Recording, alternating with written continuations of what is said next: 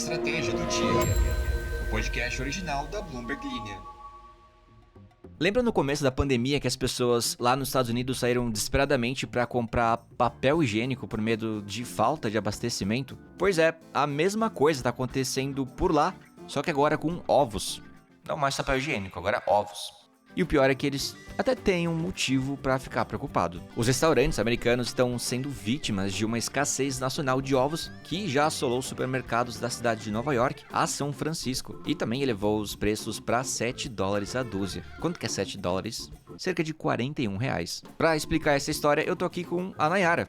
Oi, Nayara, como vai? Oi, Alan, tudo certo e com você? Tudo jóia. Vamos medir o quão adulta você é. Quanto que você paga numa caixa de ovo? Eu já fui muito perigosa, já vivi muito perigosamente, pagava muito barato. Hoje em dia eu tento procurar um ovo com melhor qualidade, então eu pago um pouco mais caro. R$25? R$20? Uma dúzia de ovos? R$25? Tem ovos em que as galinhas estão livres, então a gente acaba pagando mais por elas. Quando a gente paga por um ovo mais comum, o sistema de produção, normalmente, elas estão mais enclausuradas. A alimentação delas não é tão boa, então o ovo é de menor qualidade. E eu acabei de notar aqui que esse valor que eu citei é referente a 30 ovos, e não a uma dúzia, como o Alan tinha perguntado. Me explica, por que tá faltando ovo nos Estados Unidos? Basicamente, os preços dos ovos aumentaram muito por conta da gripe aviária, que dizimou milhões de galinhas por lá. E também tem alguns fatores interessantes que aumentaram a demanda por ovos também. Legal, então a gente vai falar sobre isso no episódio de hoje. Aliás, sobre o outro tema, você sabia que já fazem 3 anos que o mercado de ações do Brasil não vê um IPO? Pois é, desde 2021 não houve ofertas públicas iniciais de ações, que são os IPOs, por aqui no Brasil. Ou seja, poucas empresas abriram seu capital na Bolsa de Valores brasileira nesse período. Isso possivelmente reflete uma falta de confiança ou de condições favoráveis para que as empresas decidam se vão fazer esse tipo de oferta de ações ao público. Essa matéria é da Beatriz Quesada, da Bloomberg Linha, e ela ouviu do CEO da B3, a Bolsa de Valores de Referência do Brasil, caso vocês já não saibam, que eles enfrentam um cenário desafiador com a escassez de novas ofertas, e a ausência de IPOs reduz o potencial de liquidez e receita para a Bolsa. Mas o principal desafio é que o cenário seja interpretado como um sinal de desconfiança no mercado de capitais. A gente vai entender essa história um pouco melhor agora. Maravilha. Lembrando que na descrição do episódio tem aquele link da nossa playlist exclusiva, a Trilha do Dia, onde você pode encontrar artistas novos e músicas novas, porque ela é construída basicamente por músicas que antecederam o podcast para os outros ouvintes. Não esquece de comentar aqui também a música que tocou antes do episódio começar e confere lá a nossa playlist. Os preços dos ovos bateram recorde após recorde à medida que a gripe aviária se espalha pelos Estados Unidos, matando milhões de galinhas. Uma dúzia de ovos grandes no meio oeste agora custa em média $7,08 no atacado, cerca de 7 vezes o preço de apenas 2 anos atrás, de acordo com o Departamento de Agricultura dos Estados Unidos. Uma boa que a Graciane Barbosa esteja no Big Brother, então, em vez de estar nos Estados Unidos, casado com o Beautiful, que seria o equivalente de Belo por lá. Sorte é dela. E como a Nayara disse, um dos fatores para isso acontecer é que cerca de 104 milhões de galinhas poedeiras foram perdidas desde o início do surto em 2022, com 29 milhões mortas desde outubro. Isso de acordo com o grupo de produtores United Egg Producers. Isso resultou em escassez nos supermercados em um momento em que os compradores continuam comprando cada vez mais. Inclusive, Nayara, o que é uma galinha poedeira? Uma galinha poedeira, basicamente, é uma galinha de postura, que são galinhas que são feitas para botar ovos, basicamente. Então, elas comem ração específica para isso. A galinha ter postura significa o quê? Galinha poedeira é uma galinha de postura. Ah, é um termo, não é a coluna dela tá alinhada. Não, a coluna dela deve estar ótima, mas ela bota ovos.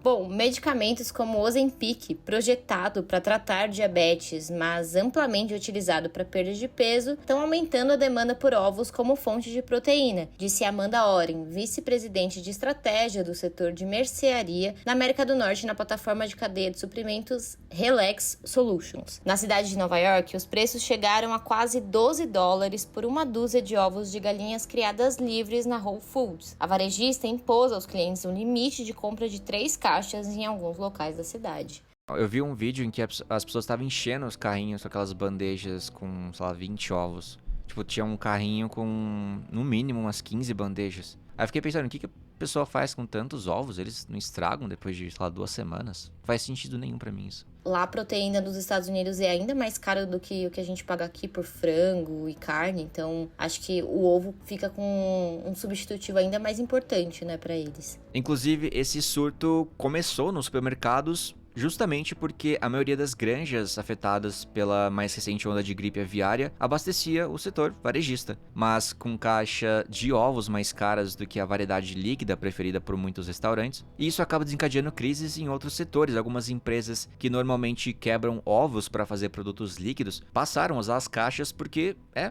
mais lucrativo. Isso de acordo com o Departamento de Agricultura, que espera que os preços nas fazendas aumentem 45% este ano.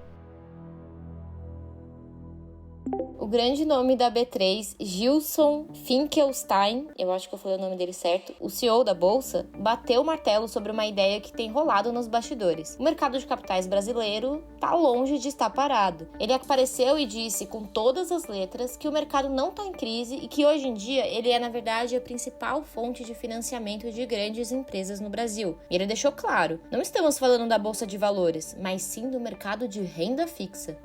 Pois é, a renda fixa que é aquele mercado com menos emoção do que uma partida de xadrez, né? Mas que em 2024 foi simplesmente responsável por 88% de um recorde histórico.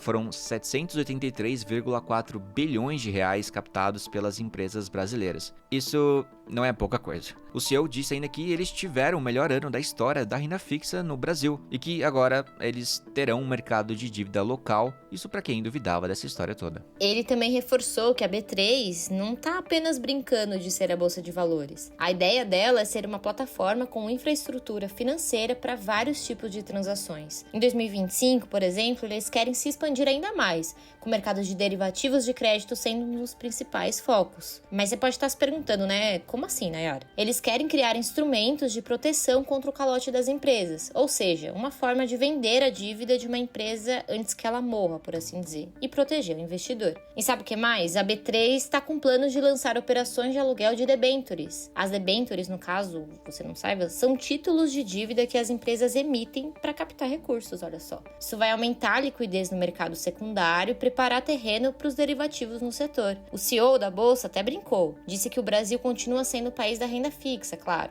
mas agora de forma muito mais sofisticada do que nos últimos 10 anos. E, por outro lado, enquanto isso, o mercado de renda variável ainda está esperando o clima macroeconômico ficar mais favorável, ou seja, uma inflação mais amiguinha, mais interessante e juros mais baixos. Até lá, a galera vai se abster de investir nas ações até que o cenário fique um pouco melhor. E as novidades da B3, elas não acabaram ainda. A B3 tem planos de expandir ainda mais para 2025.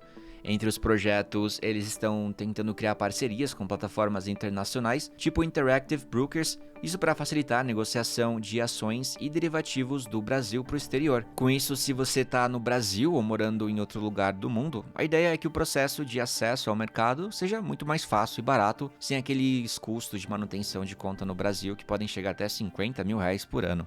E para os fãs de cripto, a B3 também está querendo dar um upgrade nos contratos futuros. Hoje, só tem futuro para o Bitcoin, mas logo deve rolar para outras criptomoedas, como Solana e Ether, ainda em 2025. E se você acha que o mercado de commodities, tipo soja e minério de ferro, já está saturado, a B3 também está estudando formas de atrair mais liquidez global para esses ativos. Enfim, o CEO da bolsa está cheio de planos para um 2025 agitado, tanto para quem é investidor local, quanto para quem quer fazer investimentos fora do país. Eu sou o Alan Blanco. E eu sou Nayara Albuquerque. As informações da primeira matéria são da Bloomberg News e da segunda matéria são de Beatriz Quesada, da Bloomberg Linha. O episódio foi editado por Lohia Queiroz.